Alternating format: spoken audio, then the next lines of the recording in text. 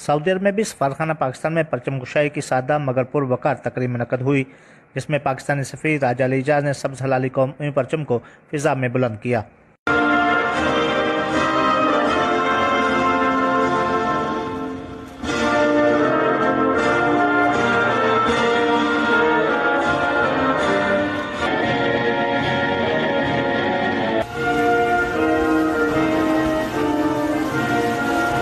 Saudi दारकूमत रियाज में सफारतखाना पाकिस्तान में परचम कुशाई की तकरीब में कोरोना वायरस से बचाव की एहतियाती तदाबीर के तहत इस साल सिर्फ सफारती अमले और अफसरान ने शिरकत की।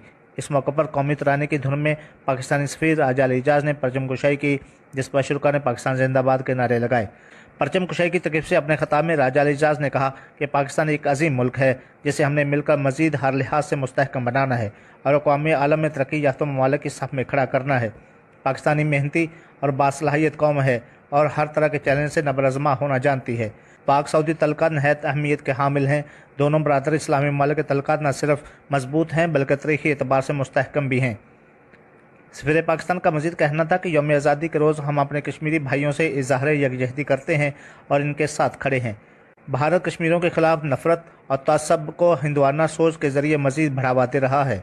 अक़वामी आलम को भारत को रोकना होगा कि वो कश्मीर में जारी मुज़ालम को बंद करे। परचम कुशाई की तकरीब में सफारती अफसरान की जानिब से सदर पाकिस्तान आरिफ अलवी और वज़ीर आज़म इमरान खान के पैगामात भी पढ़कर सुनाए गए।